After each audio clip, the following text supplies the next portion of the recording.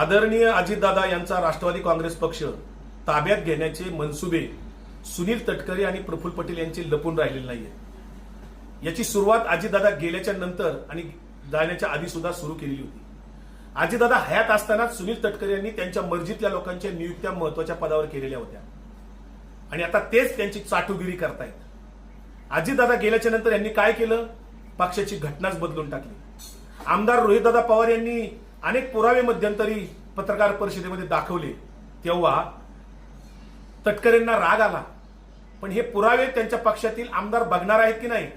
अजितदादांच्या पक्षातले आमदार जर अजितदादांच्यावर खरंच प्रेम करत असतील तर त्यांनी आता घटना बदलली। पक्षाच्या लोकांनी सुनील तटकरे आणि प्रफुल्ल पटेल यांच्या सहीने त्यांनी निवडणूक आयोगाला कळवलं आणि पक्षातले अनेक फ्रंटल सेल बंद केले।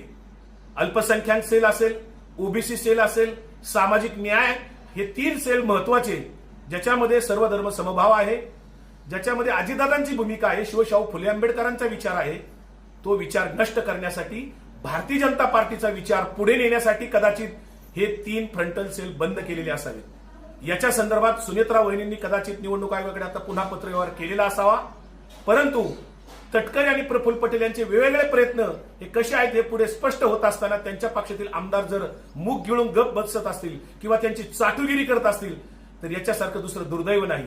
ज्यांना अजितदादांचं नाव घ्यायचंय त्यांनी अजितदादांच्या तत्वाशी, अजितदादांच्या भूमिकेशी ठाम राहावं। अजितदादा कधी कुठल्याही बोंधूबाबाकडे किंवा कर्मकांड करत नव्हते, कुठल्याही बोंधूबाबाच्या नादी लागलेले नव्हते। आताचे त्यांच्या पक्षातले नेते मात्र बोंधूबाबाच्या प्रकरणात अडकलेले आहेत, हे दुर्दैव आहे।